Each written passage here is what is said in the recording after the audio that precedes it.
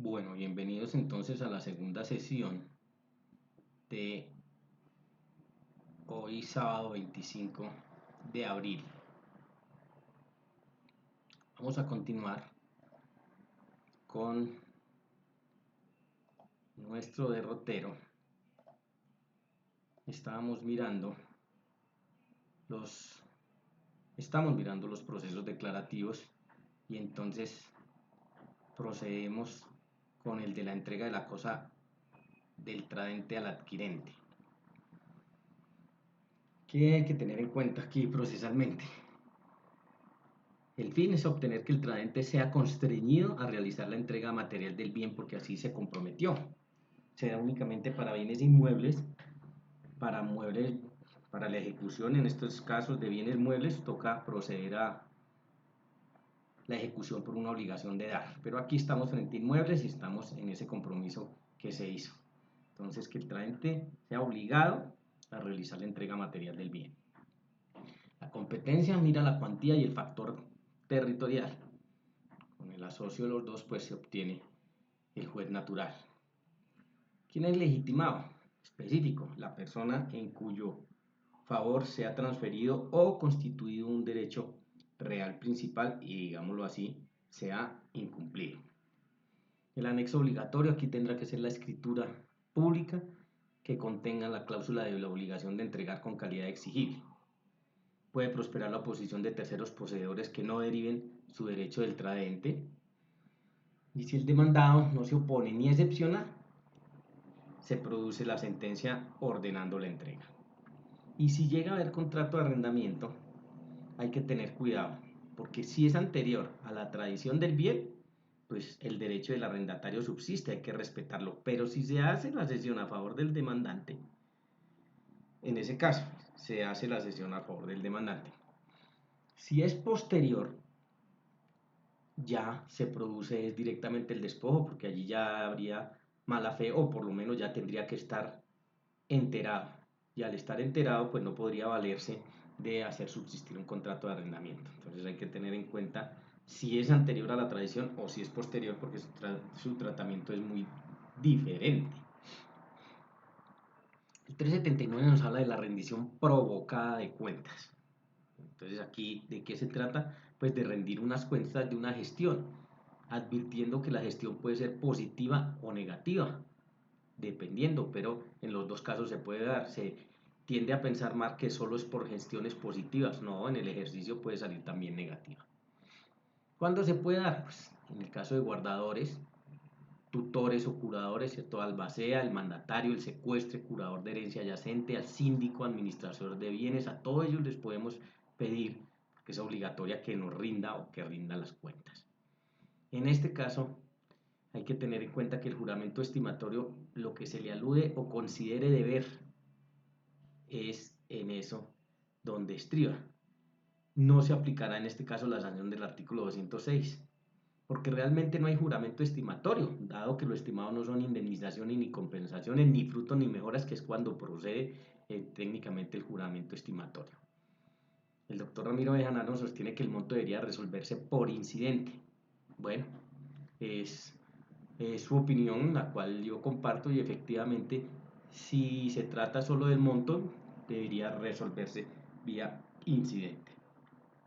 Ya procesalmente, si dentro del término del traslado de la demanda el demandado no se opone, no objeta o no propone excepciones previas, se prescinde la audiencia. Este es en uno de los casos también donde se prescinden de la audiencia si se dan estos eventos, y un auto que presta mérito ejecutivo.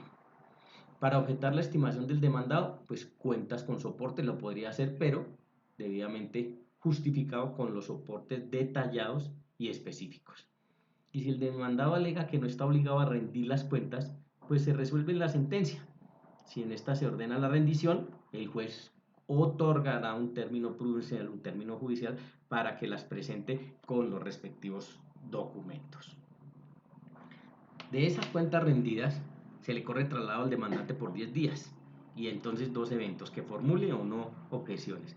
Si no formula objeciones, el juez las aprobará y ordenará el pago de la suma que resulte al favor de cualquiera de las partes.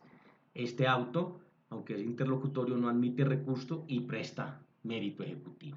Y el otro evento es que formule efectivamente objeciones. Ahí se tramita un incidente y en auto que resuelve se fijará el saldo que resulte a favor o a cargo del demandado y se ordenará su pago. Si el demandado no presenta las cuentas en el término señalado en el numeral cuarto, el juez por medio de auto que no admite recurso y presta mérito ejecutivo, pues ordenará pagar lo estimado en la demanda. Sobre la rendición espontánea de cuentas, artículo 380. Quien considere que debe rendir cuentas y pretenda hacerlo sin que se las hayan pedido, demanda más las cuentas. Tiene que proferir pues, la demanda más las cuentas. Entonces aquí ya es el caso en el cual es espontáneo porque es voluntario. Yo obligado a rendir las cuentas no me las quieren recibir, entonces yo puedo promover este proceso declarativo. Eventos en este que se presentan. Si dentro del término del traslado de la demanda el demandado no se opone, no objeta y no propone excepciones previas, pues se prescinde también de la audiencia, se dicta auto que presta mérito ejecutivo para este primer evento. El segundo, que el demandado alegue que no está obligado a recibir las cuentas. Entonces aquí también tocará resolverlo mediante sentencia y si en la sentencia se ordena recibirlas, pues concede un tiempo prudencial para que se presenten con los respectivos documentos, o sea, los soportes. El pago por consignación. ¿En qué consiste este proceso y a qué alude? Son los derechos que tiene el deudor a que se le admita el pago en los términos y condiciones pactadas por medio de una demanda de oferta de pago. Aquí es que no le quieren recibir. Entonces tenemos que el deudor es el que aquí es demandante y en principio el acreedor, que es el que no le quiere recibir, pues se opone. Puedo iniciar el respectivo proceso de pago por consignación. Esa demanda que contendría pues los requisitos del artículo 82, pero bueno, completos como para toda demanda, pero importante sí la oferta de pago como está establecida en los artículos 1656 y 1665 del Código Civil. ¿Bajo qué requisitos? Que la persona sea capaz de pagar, tenga capacidad. Segundo, que se haga el acreedor que lo haga. Al acreedor o a su representante tiene que estar especificado que quien recibe pues sea el acreedor o su representante. La exigibilidad, tercer requisito, que la obligación sea exigible. Indicar el contenido de la obligación, porque pueden haber varias, entonces también tiene que tenerse cuidado y ser puntual con que debe indicarse ese contenido de la obligación.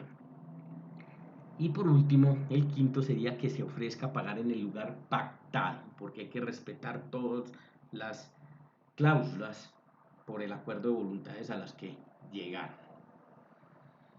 Nos pueden presentar entonces dos situaciones. Una, que el demandado acreedor no se oponga. Si es dinero, el demandante debe consignar 5 días después de vencido el traslado.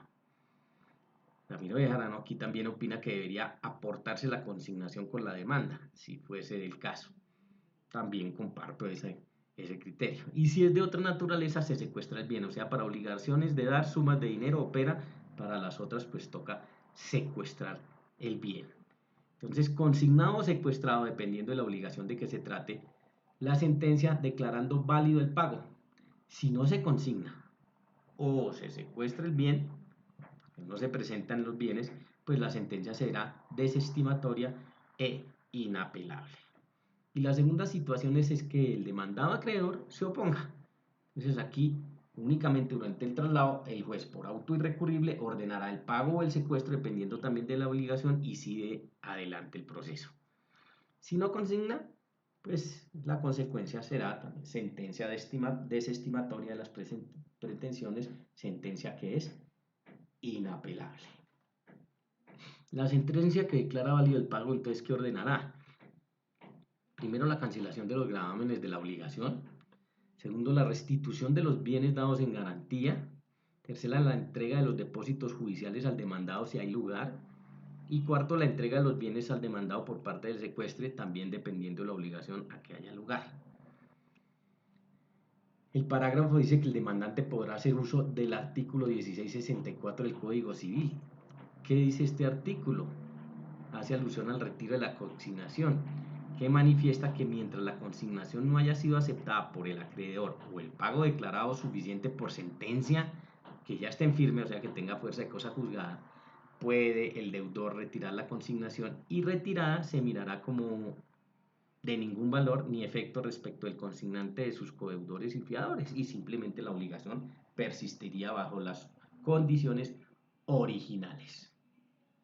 La impugnación de actas de asambleas, de impugnación de actas de juntas directivas o de socios está destinada, y su alcance es a cualquier órgano directivo de personas jurídicas de derecho privado, cuando no se esté de acuerdo con algunas decisiones. Por lo tanto, ¿contra quién se dirige la demanda? Única y exclusivamente contra la sociedad. Legitimación específica contra la persona jurídica específicamente.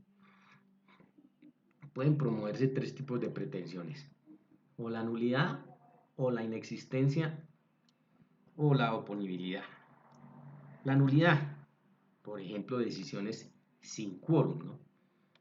Inexistencia, alegar inexistencia por realizar la reunión en un lugar distinto. Esto todo con base en el ejercicio del principio de la publicidad derivado de los estatutos de cada una de estas personas jurídicas. Y la oponibilidad a los socios ausentes o disidentes, o sea, es oponible a todos los ausentes, a todos los socios, así sean disidentes o no se presenten.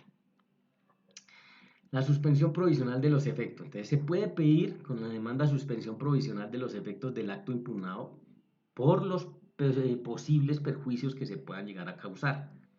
Hay que constituir caución primero en la cuantía que el juez estime. El auto que decreta esa medida es apelable en el efecto devolutivo. Alcance del proceso. Solo compromete a los socios, nunca a terceros. Claro, no puede llegar hasta terceros. La declaración de bienes vacantes y mostrencos. El artículo 1383. ¿Qué tenemos dentro de sus generalidades? ¿Cuáles?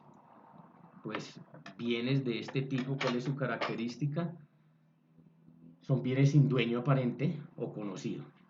Y la finalidad que buscamos con él: dar efectividad a la ocupación. La competencia se establece por el factor objetivo cuanto a la cuantía, y fuero real exclusivo dependiendo del sitio donde se encuentren los bienes. Los legitimados por activa, ¿quién? La entidad a la cual deben adjudicarse conforme a la ley. Hay que tener en cuenta el Instituto Colombiano de Bienestar Familiar, el Banco de Tierras, el Fondo de Vivienda de Interés Social, en fin.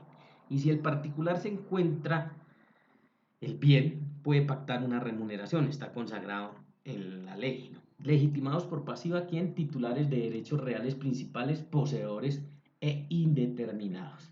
Lo que sucede es que en la práctica, esta declaración de bienes vacantes o mostrencos, pues, y por disposición y costumbre, diría yo, de los abogados, no al lugar con ella, porque si son bienes vacantes, ¿cierto? Se refiere a bienes muebles o bienes inmuebles, bienes vacantes o bienes mostrencos, dependiendo de los vacantes inmuebles, pues el consejo y el camino a seguir de la mayoría es intentar el proceso de pertenencia, porque si no tiene dueño aparente o conocido, pues miren que estos procesos están hechos con un carácter altruista, de, digámoslo así, respetar esa condición de que no tiene dueño aparente para que el Estado se haga a ellos. Pero si tiene la posibilidad de hacerse de manera particular, pues por eso es que se promueve en cuanto a los vacantes la pertenencia. Y sobre los bienes mostrencos, que son bienes muebles con esta misma condición, sin dueño conocido o aparente, pues si nadie se lo está reclamando,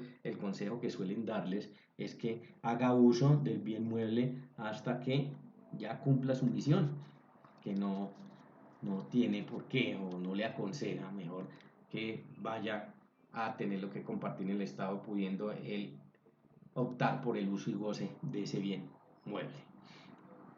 En el auto admisorio de la demanda, entonces, tenemos que el emplazamiento procede a determinados, ¿cierto?, propietarios de derechos reales de dominio y poseedores, y a indeterminados, pues que no se conocen, pero en este caso se obliga.